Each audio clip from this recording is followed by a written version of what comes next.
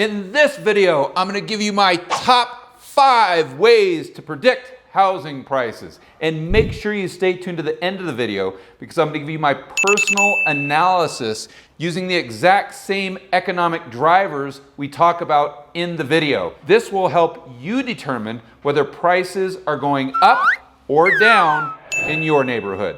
Let's dive right in. Number 1, population change and demographics. I've got a list, and the cities on my left in the green, these are cities that have seen a rapid increase in population as of the last few years.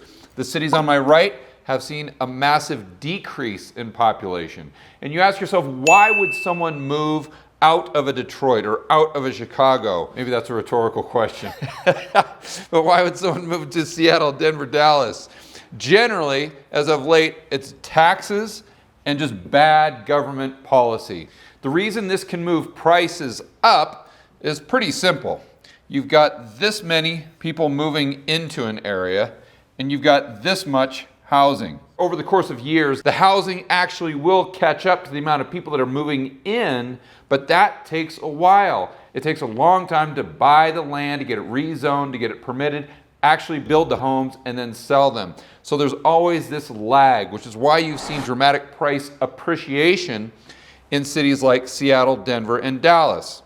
The flip side of that coin is when you have an outflow of population. Then you've got this much housing and this many people. And when you're left with a housing glut, like you have especially in Detroit. I don't know if you've ever been to Detroit, but once you get outside of the city and you see all those vacant homes, that's because you had a massive outflow of population. That hasn't yet happened in Chicago and New York, but if they keep going the same direction, especially with their pension fund problems, their high taxes, and the craziness that they've got going on with the government policies, you could see something like that happen in these cities as well. Next, we've got demographic shifts. As an example, let's use the baby boomers and the millennials. For the baby boomers right now, they're coming to that retirement age where they're spending a lot less money, they're not moving around so much. So on a macro level, that does put downward pressure on housing just because there's not as much spending. But this also translates to the population shift, and a lot of these boomers are retiring, so they're going into those states where a lot of people retire, such as Florida and Texas. What you have to understand, there are a lot of cross currents that we're going to be talking about through this entire video. And the population change is one of those cross currents. Demographics is just another cross current. It doesn't mean that that in and of itself is going to move the market, and the baby boomers are a perfect example of that because there's 2 different cross currents there. You've got one that's putting downward pressure on the housing market in the sense that they're spending less, and then you've got other cross currents with the baby boomers. They're putting that upward pressure on housing prices in states where a lot of people go to retire. Number 2 is capital flows. Now, what does this mean exactly? It's really just the movement of money. As an example of this, I'm gonna use my very accurate hand-drawn model of the world. As you can tell, obviously, this is China, Japan, the United States, Canada, South America. And now let me just state that it doesn't necessarily have to mean that money's moving in from different countries. It can move from state to state or from asset class to asset class. But in this case, we're just using the example of money moving from China and coming up from South America. So why would this happen? Well, a lot of people in other countries see real estate in the United States as a safe haven. So if they see problems in their own country, such as capital controls coming in on the horizon, they're going to want to get that money out of there as fast as they can. So the Chinese are going to put money into Vancouver, San Francisco, maybe Seattle, and especially down here to Los Angeles, because those are the cities that they know well. Conversely, most of the people in South America, they know Miami. It's mostly Spanish speaking, so when you have capital flight, when people get worried in South America or they need to diversify their net worth, they're going to put a lot of equity in Miami. Oh, and then people from Europe, of course, coming in, they're going to go into New York. That's why the main hot spots for FDI, foreign direct investment in real estate, is Los Angeles, Miami, New York. A few things that I'd like to point out. Why are they going into these cities? Is it because they're just amazing investments? Not really. It's because, in my opinion, they have the best brand. So think about this. If you're someone in China, or if you're someone that lives in Argentina, and maybe you've never even been to the United States, where are you going to put money? Well, you don't know anything about Wichita, Kansas. You don't know anything about Louisiana. The only thing that you've seen on TV or the movies is San Francisco or Los Angeles. Or if you're someone here in South America, probably the only place that you've been in the United States is quite possibly Miami or maybe New York. Those are the places you know. And it's just like if we had issues in the United States and we were thinking about selling some of our assets and moving those assets, let's say to China. Well, maybe this will happen in the future. Where would you put money in China? Well, the very first place would probably be Hong Kong or Beijing or Shanghai. Why? Because those are the cities that you know. Therefore, there's a level of comfort to them. And usually when this happens, you've got quite a herd mentality. So all the people in China like to invest in the same spot. All the people in South America, they like to invest in the same spot. Generally, when this happens, not all the time, but generally throughout history when this happens, it signals a very frothy market because typically these investors are not the smart money. They're not the sophisticated ones. So they're going in following everyone else, and usually that means that they're not making a great investment. The best example I can use is, of course, Japan in the late 80s. Now, you guys might not remember this. If you're as old as I am, you definitely do. Japan in the late 80s was literally buying the entire state of California. They bought Pebble Beach. They bought absolutely everything because prices were getting so high here in Japan. In fact, at one point in time, Japan had the highest, by far the highest real estate values of any country in the world. I remember reading something to the effect online that just one city block in Tokyo at one time had a greater value than like the entire country of Australia as far as all their real estate combined. It was absolutely amazing. And it was in a huge bubble. But these Japanese investors wanted to get money out of there because everything was so pricey in Japan. So they just started buying up everything in California and throughout the United States because relative to Japan, it was extremely cheap. But what did that signify? That signified a massive, massive bubble in Japan and, at the time, U.S. real estate. Number 3, supply/building costs. And I put this together for a reason, because those building costs really translate to the amount of supply that is in the market. If our costs are greater than the price that we can sell on a per square foot basis, and now when I say price, I should say return on investment, because this has to do with rental properties as well. You can't build rental properties if you don't get enough of a return relative to the cost that you have out of pocket. The costs really come in 3 main areas. Number 1, materials. Number 2, labor. And number 3, this is a big one, government restrictions, mostly in the form of permits. And where you really see this is in the building codes, especially in Southern California, where they only let you build single-family homes as opposed to allowing multifamily so they could go up. This would drastically reduce the cost of housing and make LA a lot more like Houston. But that's for another video. Really, it's simple math, and we'll put up a graph of current building costs. If the price a builder can sell a specific property is $200 a square foot, and it costs them $200 plus to build, you're going to get no more supply of this type of home on the market until prices increase. Just as a quick side note, that's why I always suggest buying starter homes in the Midwest, because you can still get those starter homes for under the cost of construction, and that really limits your downside. We talked about an undersupply, but there can be an oversupply as well. From what I've seen, this is a lot less frequent, but when it does happen, it can create really, really big problems. Generally, when you get an oversupply, it's a malinvestment. And that is caused by artificially low interest rates. The media and the general public, they like to put the blame on all different groups. But generally, if you do the homework and if you peel off the layers of the onion, that core will always lead back to the Federal Reserve keeping interest rates artificially low.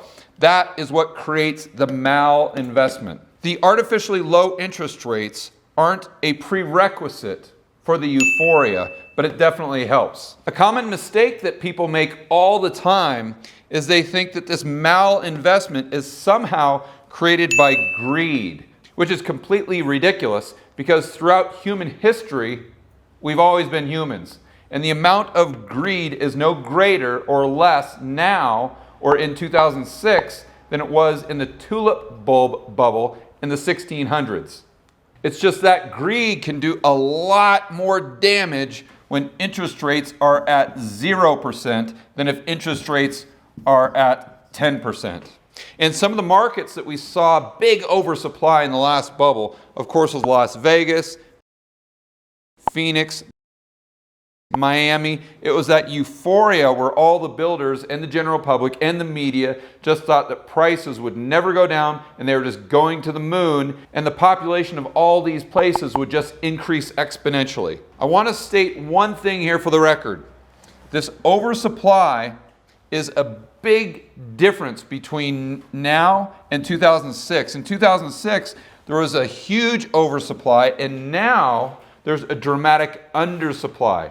That doesn't mean that I think that the housing market is fairly priced now. It just means that the prices are extremely high, just as high as they were in 2006, but we don't have the same type of supply issue. And I don't think that matters because if you watch my other videos, you know that the next big downturn in prices, in my opinion, is going to come as a result of the recession pricking the housing bubble instead of that housing bubble creating the recession. Number 4, real wages. And that is people's income adjusted for inflation. Remember that's very important.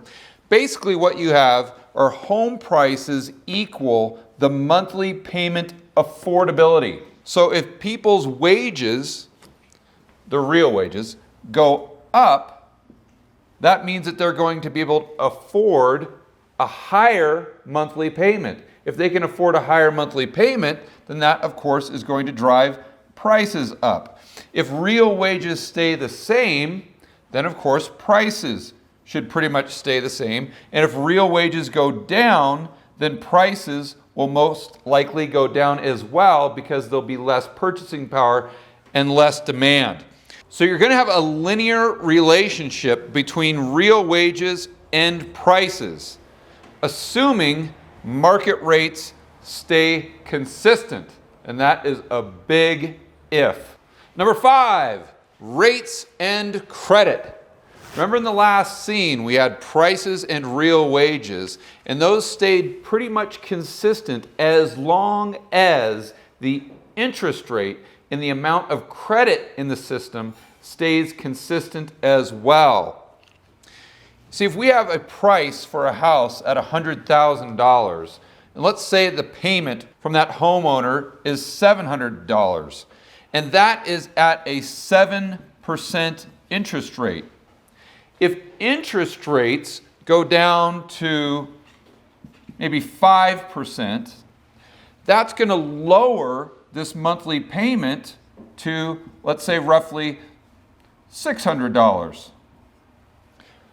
If this person's wages stay the same, they can still afford $700, which means their purchasing power for a house goes up to $120,000.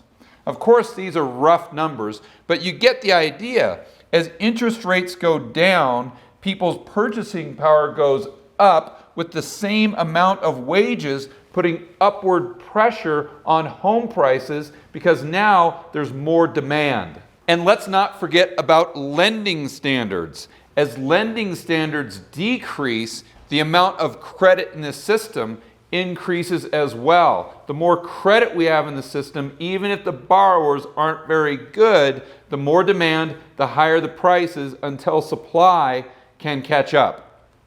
And remember that supply generally lags behind the demand.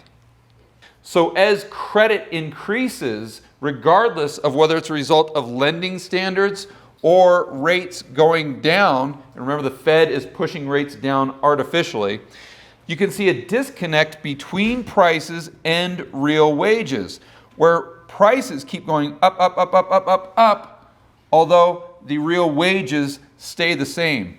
And this delta right here that we have is totally created by artificially low interest rates in excessive credit. In my opinion, this is very unhealthy. The example that we had in the last scene where both of these lines were going up and that delta stayed the same because real wages were going up as well, that is a healthy increase in prices. Okay, it's that time that you've all been waiting for, the bonus, where I give you my personal analysis as to whether or not prices in the United States will have the tendency of going up or down in the future. Before I get into this, I want to make sure it's very clear that you never, ever, ever use this to make investment decisions. You always invest based on whether or not an asset is cheap or if it's expensive.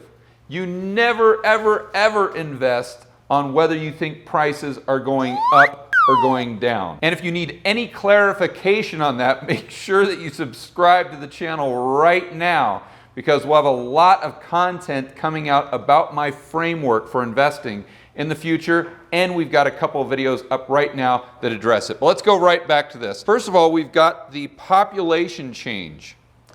This, I'm going to take a pass. It's really market by market. Like we said in the first example, you've got markets like Seattle, Denver, all of Texas, Miami, and a lot of Florida, where you're seeing a migration to those cities and states from other cities and states, more specifically in the Northeast, where like Connecticut, New York, and then of course we all know Detroit. So on this, as far as population change, I'm not going to give it a plus or a minus. I'm really going to say that it's market dependent. Moving on to capital flows. As you remember, we talked about foreign direct investments specifically. And that's all this money coming in from China or South America. If I had to give you my best prediction, I would say that foreign direct investment in the future is going to decline. But I would only give that about a 55% probability. Why is that? Because there's big problems in the entire world economy right now with the amount of debt, negative yielding interest rates. I could go on and on. And for the last few decades, the entire world has seen the United States as the cleanest shirt in the dirty hamper. So if the worldwide economy goes through a recession, you could see increased capital flight coming into the United States and buying up that real estate. But if the United States goes into a deeper recession than the rest of the world, then all bets are off. So I'm going to give it 55%. I don't have a high conviction on that. Moving on to supply costs. And I've got these categorized by this green bar, signifying that they're more macro issues. This is at the local level, and this is more 30,000 foot. So supply costs for the overall market, I think, are going to stay about the same, if not increase. We've had a lot of price inflation with materials and labor. I see that continuing to increase. On the flip side of that, going back to some of the local markets, the cure for high prices are high prices. So looking at markets like Los Angeles, San Francisco, Seattle, Portland, where they don't have a lot of room to expand, I think the only option that they're going to have to lower housing costs is to create extra supply through a relaxation of the building codes. I think that single family building codes in a lot of these markets will be ancient history within the next 10 years. If that's the case, you'll see the supply costs in those markets go down dramatically because you're not going to have that government intervention preventing the free market from working. So over here, whether that's a plus or a minus for prices, I'm going to go ahead and I'm going to do another cop out here. And I'm going to say market dependent. Next up, we've got real wages. I see this putting downward pressure, put it in this category. And the reason why is because demographics. Right now, we are pretty much full employment in the United States. And if you study economics, you see when we're at full employment, that's the time when there should be more upward pressure on wages than any other time. We're seeing a little bit of upward pressure on wages, but not much. I think that the majority of the wages going up are going to be a result in the future of inflation. And we've got this glut of baby boomers retiring right now, and their savings are dwindling because the Federal Reserve has kept interest rates so low, they're not getting a return on their savings. I'll put a card right up here for the pension crisis. So since they have less purchasing power, I think you're going to see more baby boomers that are currently retired coming back into the labor market. That's going to increase labor force participation, and that's most likely going to increase the unemployment rate. This also is going to create a lot of competition for those jobs with millennials. And if there's more competition for those millennials that are straddled with student loans, that's going to decrease their purchasing power as well.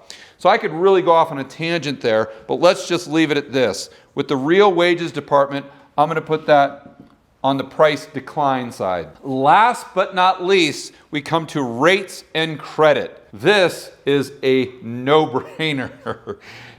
A huge check mark, and the price is down. We have had ZIRP, which is zero interest rate policy, for over 10 years in the United States. That has pulled so much demand forward from the future. Going back to that wedge that we were talking about, prices have had a huge disconnect from real wages.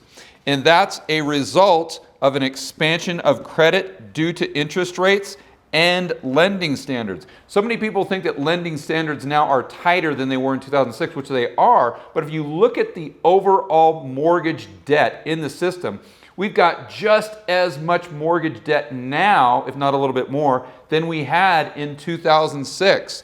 So the prices going up, we can safely say, has been a result exclusively of artificially low interest rates and a credit expansion. So when that credit expansion goes back the other way, goes back down, that is going to put all this downward pressure on housing prices. And this cycle is so powerful that I think it's going to override everything else that we've talked about. Next, what I want you to do is I want you to check out this video we'll put right in the upper right-hand corner. It's Housing Bubble 2.0. You're going to absolutely love it, and we'll see you on the next video.